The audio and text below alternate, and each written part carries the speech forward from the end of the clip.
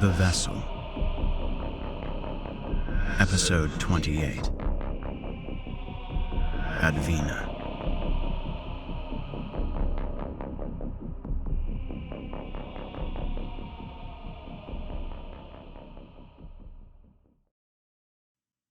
The airlock doors closed with a thunderous boom that reverberated through mining. The sound was carried through every metal surface of the deck, despite the lack of air. A series of locks slammed into place and armed, followed by the click and hiss of ventilation systems re-engaging at full capacity. It was going to take some time for the pressure and oxygen levels to become stabilized in such a large space. DeSanto, Gunnar, Dr. Hannigan, and Frank Peabody had no choice but to sit quietly in the driller and wait for the life support systems to do their job before they could safely exit the vehicle. Not all of them were quiet. Gunnar hadn't shut up, as usual, and it was giving Hannigan even more of a headache than she already had. She was happy to be alive, but she wasn't exactly in fighting shape after her brush with the vacuum of space. "We need to take back this ship," Gunnar said angrily.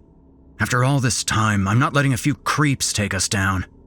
"Which creeps are you talking about?" DeSanto asked. "The cultists or the other ones?" "Any of them, all of them.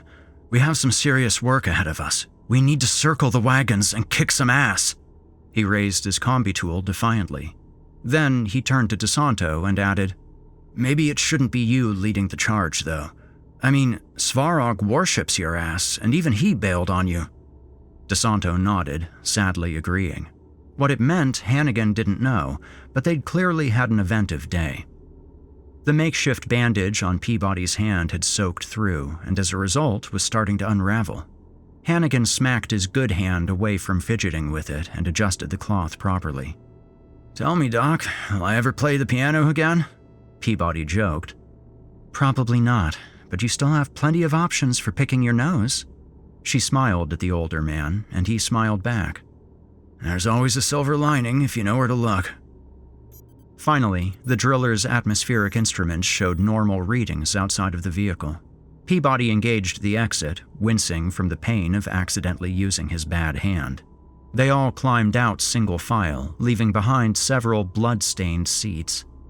As DeSanto and Gunnar peeled off their spacesuits, revealing the yellow uniforms underneath, Hannigan's head buzzed with 1,000 questions, half of which she doubted they had the answers to. The other half sounded so ridiculous she didn't want to ask them.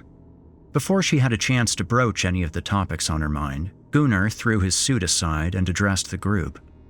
"The bad news is there's still 2 bombs left, and anyone we run into might be a cultist, not to mention Blackwood's monsters running around." Hannigan's ears perked up. "Blackwood? What does he have to do with this?" "We don't know," DeSanto said. "Somewhere between nothing and everything," Gunnar added. Hannigan scoffed. "Well, that's great." DeSanto shrugged at her, his eyes heavy. "The important thing is we need to make this right before more people die." He paused. "Gunnar's right. No one will listen to me, which is why we need to get to Captain Ashby." Gunnar scoffed at the idea the moment it left DeSanto's lips. "Good luck reaching the bridge, buddy. Even under normal circumstances, no one can get up there." "Well, we still have to try. She's the only one with the resources and the pull to bring everyone together." "Then we do it on our own," Gunnar shrugged. "We've tried the cowboy act. It didn't work, did it?" Gunnar's face fell. "Kukovad," he mumbled. Peabody looked up from his wrist. "I've been trying to call the bridge for the last few minutes. They ain't picking up." "So, there's no way up there?" "We'll have to figure it out on the way," DeSanto said. "There's 4 of us. We'll think of something." "About that," Peabody interrupted. "Sorry to say it, boys, but you can count me out of your little rescue mission. I have a husband to find." "You'd just slow us down anyway," Gunnar offered. Peabody grunted. "Well, thank you very much for being so understanding. Don't mention it." Hannigan waved a finger at the older man. "When this is over, you come see me about that hand." "You got it, Doc." Peabody nodded at everyone in turn, then left them to it. Gunnar watched the older man exit before turning back to the slightly smaller group. "Let's say, by some miracle, we reach the bridge. We don't even know if the captain's even there. The old guy just said they're not answering. For all we know, she's in the life raft, jettisoning away from the ship." DeSanto agreed. The two men were silent, their heads bowed in thought. Hannigan stepped away, taking in the damage mining had sustained in Baptiste's attack and the decompression that followed. Much of the equipment was gone, tossed into space like so much garbage. Even some of the larger machinery had slid or toppled over from where it stood. Puddles of blood on the floor streaked like watercolor paintings toward the airlock. The air was fresh, free of the stink of death, though signs of it still remained. Something was wedged between two ore processors that had slid together. As Dr. Hannigan moved closer, she made out the shape of a body. The woman had been pinned between the two several-ton machines during the rapid decompression. Hannigan knelt and checked the woman's pulse, even though she knew she wouldn't find one. The color of her hair reminded her of someone. A thought came to her. She stood up and turned back to the others, the two men busy converting their Dornier drones to standard operation mode. "I know where Ashby is," she announced.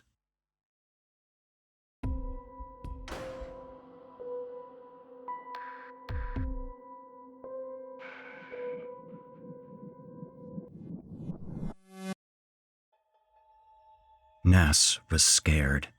She'd been sitting in her favorite chair, quietly reading, when she'd heard a distant boom from within the ship. The tremors that followed reminded her of a distant memory of growing up in California with her father. She'd wanted to call Jennifer to see what was going on, but she knew better than to interrupt the captain when she was almost certainly busy being the captain. "Son," she said, getting to her aching feet, "what's going on out there?" "Can you be more specific?" Son's voice replied. She frowned. Son was always so difficult. "It felt like we hit something," she said impatiently. "There has been a sudden release of energy caused by high temperatures and gas expansion on Deck 14.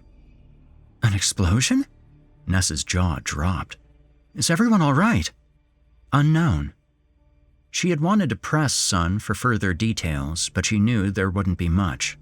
Her head was fuzzy, her skin painful. The floor pitched, and she sat back down before she fainted. When the vertigo subsided, she thought she should return to her reading, since worrying wouldn't change anything, but she was too distracted to focus on the words on the page. Ness sat like that for some time, not doing anything except pretending to read. When the lights went out, she turned on her portable light and continued to pretend under its yellow glow. Then came the sounds. At first, there was just one of them, a galloping down the hallway like an animal had escaped from one of the environments. A boy screamed. She felt it in her belly, the fearfulness in his young voice, the sense of panic. Soon there were more screams, more animal sounds, though animal didn't quite cover it. They were much stranger than that, more alien. By the time she asked Son what was happening, he'd stopped answering. For the first time since she'd gotten sick, she didn't feel like a prisoner in her own home. She felt like a mouse in a cage. Through the reinforced glass of the quarantine, she heard the front door open. Only she and Jennifer could open that door. She put her book down and listened for her wife's voice, but it didn't come, only the sound of footsteps slowly approaching. Ness knew by their sound that they didn't belong to Jennifer.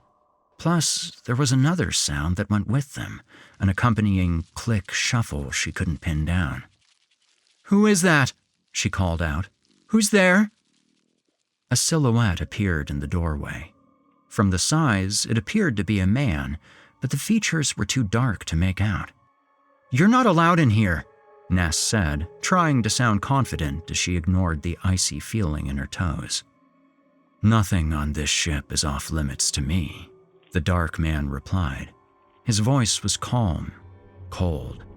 Something moved at his feet. It was like a dog, but worse. "Well, these are the captain's quarters. When she finds out about this..." The animal lunged forward, snapping its teeth at the quarantine glass. Ness fell back into her chair. The portable light illuminated just enough of the animal for her to know it was no dog. When it laughed, Ness thought she heard the sound of a baby crying. The dark man called it back, and it obeyed, melting back into the shadows with a quiver. My name is Ness Ashby." Ness tried to push forward, sound strong. "I'm Captain Ashby's wife, and I'm telling you to leave here, now." The dark man smiled, his wet teeth shining in the dark. Ness noticed for the first time that something was terribly wrong with his skin. For some reason, she thought of the quilt her grandmother had made for her when Ness was just a baby.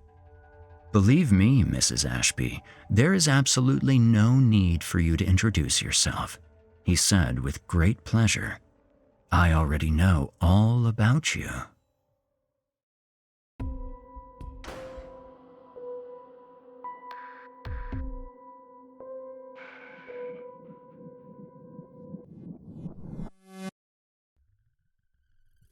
One level down and halfway across the ship, Will Miller hid in the toilets. Earlier, when he'd been rounding up passengers with his fellow children, his family had been the farthest thing from his mind. He had told them to stay home today, or at least he was fairly certain he had, and he'd easily pushed them out of his head in favor of more important endeavors. But then, when the abnormal ones came and he'd run for his life, well, to be fair, he still hadn't given them much thought, as he was busy running for his life. Later, though, once he'd found a bathroom to hide in, tucked in behind the furthest toilet, and managed to calm down a bit, his thoughts began turning to matters of the home. Rebecca had been bugging him for months to be home more, to help raise their son and keep him out of trouble, and it only got worse when the teacher disappeared. He never spoke to her about his work with the Children of Eden once she'd made it clear that she would never join them. She understood that he needed his faith, just as he understood she wouldn't see the light until it was blinding her. But now that the abnormal ones had surfaced, turning the holiest of days into an unfolding Armageddon, now he knew he would have to drag his wife and son kicking and screaming onto the true path. That was why he needed to go to them. Not just to save them, but to save them. Staying low to the ground, Will snuck out of the bathrooms, making his way cautiously along the gore-stained hallways of Deck 6. He stepped over the body of Archie Morris, a fellow child of Eden, though he couldn't say he liked him much. Screams of pain and fear echoed through the corridors, along with the gnashing of impossible teeth. Rounding a corner, he came upon the sight of a woman lying on the metal floor. Her arms and legs were splayed out. The abnormal one on top of her had her pinned with its thick, articulated bone claws. Will moved in closer to look, the same as he would back in the grasslands. Observation, nothing more. The monster shivering above her looked like a human skeleton dipped in cartilage, almost like a sufferer of fibrodysplasia in which the muscle had turned to bone. Its torso was atrophied and useless and wore the dust-covered wings of a moth. The woman whimpered as the moth monster's proboscis unraveled from its skull-like face, a long, semi-transparent tube with a barbed tip that moved toward her neck in twitching anticipation. The woman saw Will. She reached out for him, her crying eyes pleading for help. Will turned back. He would find a different path. It might take him 20 minutes to cover what should take 5, but at least he would arrive at his destination with 2 legs, a beating heart, and all his blood exactly where it belonged. Behind him, he heard the woman scream.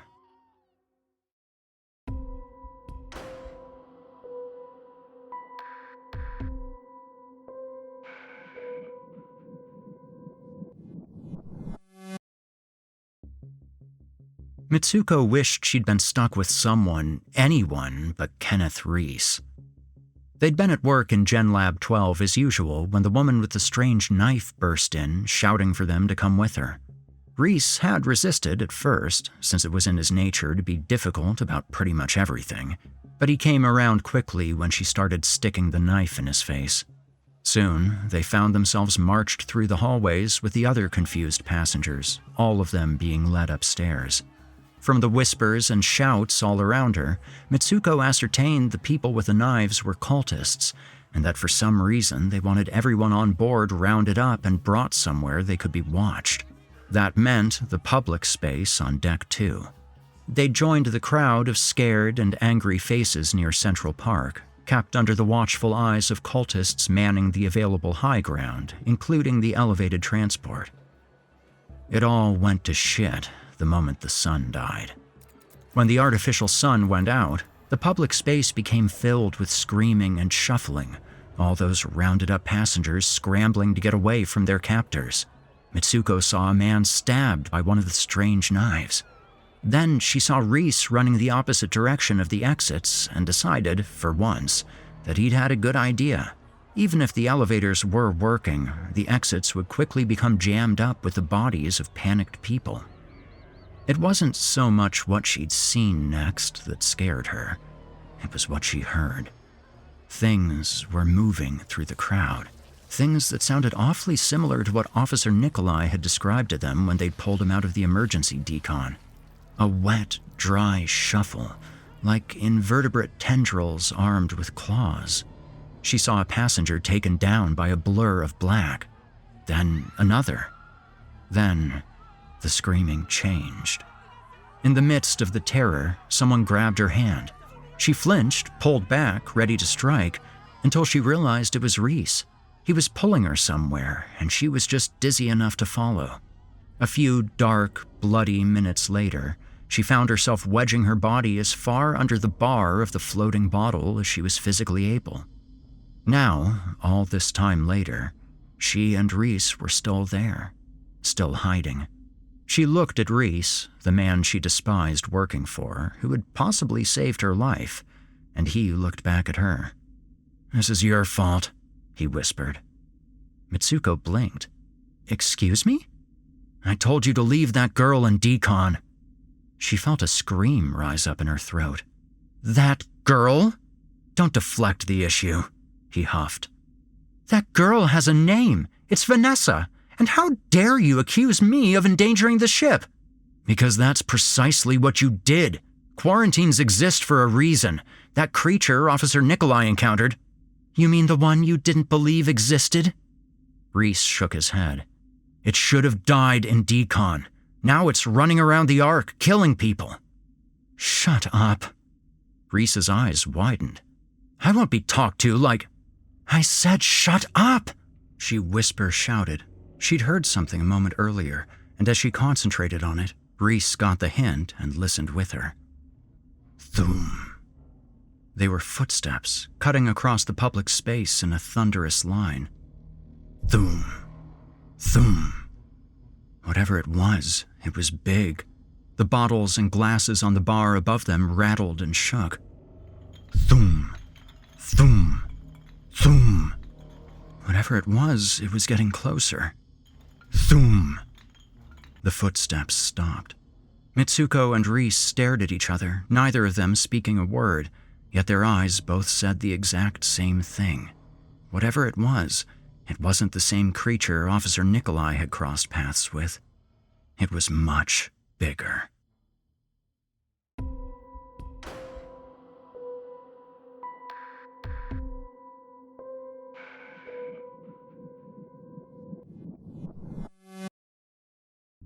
Will Miller was trapped. He'd made one bad turn after another, and soon found himself with his back to the wall, nowhere to run on either side, and a half-aborted hellspawn shuffling toward him. Separated from the fear washing through his bloodstream, the zoologist in him was fascinated by the specimen he saw before him. About the size of a black bear, its body was highly reminiscent of the giant water bug once found in ponds and streams of Australia, East Asia, and the Americas. It approached on thickened, raptorial front legs, its middle and hind legs coated with bristles of swimming hair. Where this specimen differed from the giant water bug was that instead of two tiny eyes at the center of its head mass, it had an elongated human face, the mouth of which hung with a dozen loose tongues like spilled, dead intestines. Its legs were nearly as long as a newborn giraffe's, yet still bent at an insectoid angle. As it drew near, the stink of the creature filling Will's nose, he pressed his back into the wall. He slid down until he was sitting on the ground, clutching his shaking knees. He begged for forgiveness. With his eyes shut tight, he prayed he and his family would find each other again in Eden so that he could tell them how sorry he was, how he'd wasted so much time on things that weren't important. It was only now he saw that. It was close now. He could feel the insects' dead tongues reaching out for him, reaching out like that woman had, reaching out for his face. "Hey!" Will's eyes opened. Had the insect spoken? The creature's elongated face, so human and yet so alien, was craned to the right. Will followed the movement, trying to see what had distracted it. A very large peace officer stood 2 feet away from them. In his very large hands, he held a very large peace stick. The officer jammed the peace stick into the waterbug creature's semi-human face. A high-pitched screech came as the officer discharged the weapon at full strength. When the massive bug stopped screeching, the officer disengaged the weapon. The insect swayed on its giraffe-like legs, then collapsed to the ground, so much dead weight. The officer approached rapidly, his face so angry that Will scrambled out of his way, thinking perhaps he was going to meet the same fate as the insect. Instead, the officer jammed his boot into the insect's side with such force he cracked the exoskeleton. Then he moved around to the head, where he boot-stomped the thing's face so many times Will lost count. When the officer was done, the creature's head resembled a broken jar of mint jelly. The very large officer turned to Will. "That was one ugly motherfucker," he said. The man was barely out of breath. Will pulled himself off the floor as the large officer stood over the vile, leaking corpse of the waterbug creature, looking down at the devil's handiwork. Will joined him. Just like the giant waterbug, the creature had a collection of eggs glued to its wide back. But unlike a waterbug, the semi-transparent sacs were filled with gestating faces. Humanoid faces. Both men stared at the sight, not a word between them. The officer moved in closer to nudge the creature with his boot, cursing at the stink coming out of it. But Will stopped him. "I wouldn't do that," he warned. "Why not?" "Waterbugs. They're known to play dead. They emit a fluid from their anus to simulate the stink of death." The officer grimaced. "That's disgusting." The human faces, soft and waterlogged inside the eggs on its back, had begun to cry out. Perhaps they sensed their host's death. Will preferred to think of the dead creature as their host as opposed to their mother, or, in the case of giant waterbugs, as the case may have been, their father. One of the faces stirred. Biting at the egg that encased it, it tried to break free and hatch. But the officer was quick with his weapon, jamming the peace stick into the egg and discharging the remainder of its battery. The head boiled and popped inside its own egg. "Thank you, Officer Wolf," Will managed, reading his name tag. The officer looked up at him. "Don't thank me. Just help me." Will Miller blinked. "Help you do what?" "Fight back. What else?" "Fight back," Will echoed. "You do know how to fight, right?" "Yeah." "Cultist," Officer Wolf said, and Will flinched. "Mutant. Pick one. Pick both. I don't care. Just kill one." "Is that the official policy? Kill on sight?" "It's my policy. Nothing official about it." Will Miller nodded. The officer didn't know who Will was, where his allegiances lay. If he knew, if he even had a clue, he certainly wouldn't want Will's help. He noticed for the first time that the officer's hand was drenched with something sticky red. "You're bleeding," he pointed out. "It's not mine," Officer Wolf replied. Will noticed the officer was holding a name tag in his hand, yet he was still wearing his own. He caught a quick glimpse of the name on the tag before Wolf tucked it into his front pocket. Gaddafi. "Be that as it may, you still need to wash it off. Whatever else these abnormal—" He caught himself. "Things are, they're still animals. Animals track the scent of blood." Officer Wolf smiled. Good, he said, recharging his peace stick with a hard press. I want them to find me.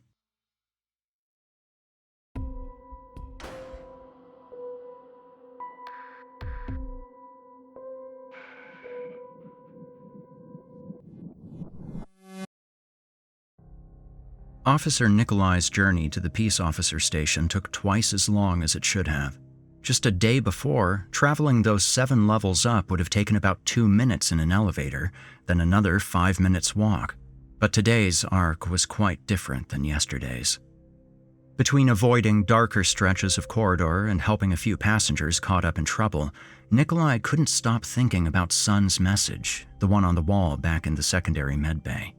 It had dangled just enough hope in front of Cash and Des for them to run off with Monica, working together no less, a downright miracle. And yet, something about the words felt off. If he had more than 30 seconds at a time to think about it, he might even figure out what it was. He finally reached the station, a sigh of relief leaving his lungs. And yet, it wasn't the station he'd wanted to find. Instead of a room filled with the bustle of peace officers formulating a plan to regain the ship, Inspector Raymond barking orders to his team, he found a mostly dark, completely empty room. Nikolai crossed to the front desk and checked the screen, finding it had been smashed to pieces. Drops of blood dotted the desk. It appeared human, insomuch as it wasn't green and melting through the metal. "Where is everyone?" Nikolai whispered to himself. A dim light was visible through the shaded window to Inspector Raymond's office. Nikolai approached the door slowly and knocked, keeping to the side. "Who's there?" a voice called out. It definitely belonged to the inspector. "Nikolai, sir." There was a shuffle inside as the man crossed to the door and manually unlocked it. The door opened an inch, the inspector's wrinkled eye appearing briefly before the door swung open the rest of the way. "What are you waiting for? Come in," the older man growled. Nikolai entered, closing and locking the door behind him as told. Inspector Raymond took his seat behind his large desk. Lying on top of it was his prized antique musket, brought down from its usual display on the wall. Nikolai had seen the man take apart and clean it more times than he could remember. "So, what did you see?" "Too much to explain, sir," Nikolai summed up. "It appears that monsters are real, doesn't it?" "It seems that way, sir." Inspector Raymond shook his head, glancing away. "What a mess. Whatever those unnatural things are, they're not part of the uprising, that much I know. The children of Eden may have a few bombs at their disposal, but they certainly don't command demons." "A few bombs?" Inspector Raymond looked back at him. "We have to assume they have more than one." "I suppose you're right, sir." Nikolai watched the inspector's fingers drum the desk. They were just inches from the musket's trigger. "Where are the other officers?" "I sent them out to assist the passengers. People are dying." "But you stayed behind." Raymond straightened up in his chair. "I don't like your tone, officer. Are you implying something?" "No, sir." "I chose to remain here and maintain command. I have no delusions as to my physical abilities.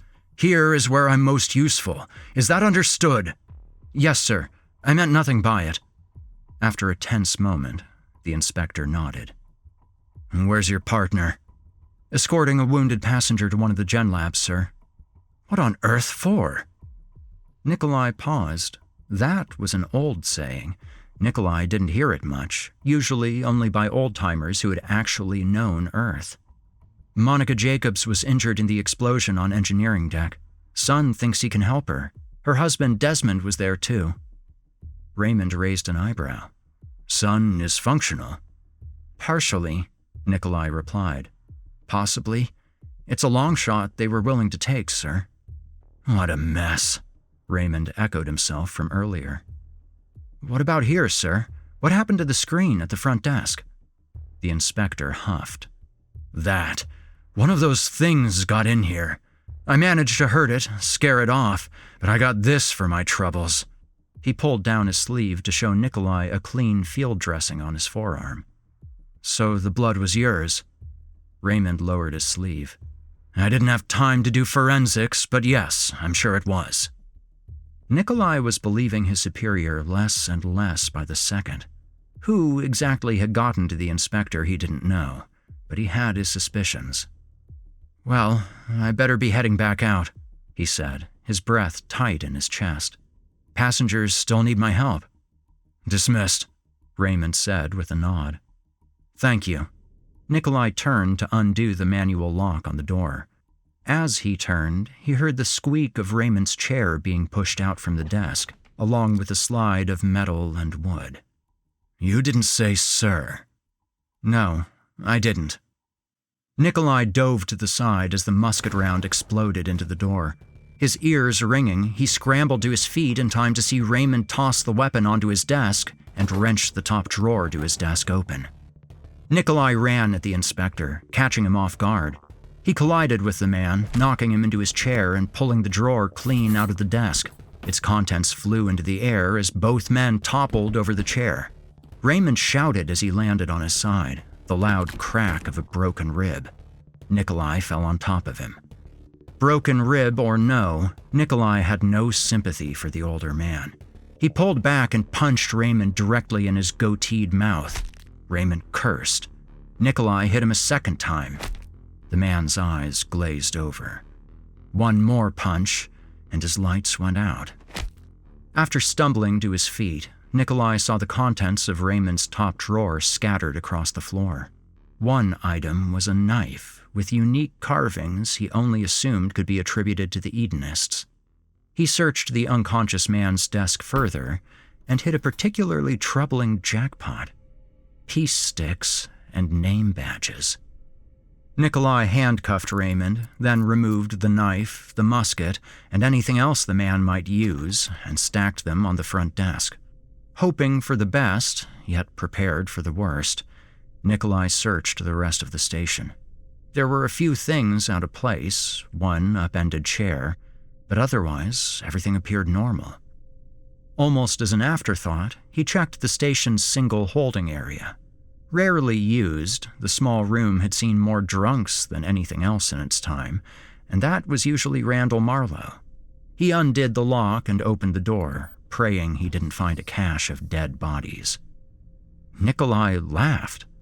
Officers Song, Eckstein, Trent, and Nakajima, in tank tops and underwear, had been handcuffed, gagged, and crammed into the small room large enough for one person.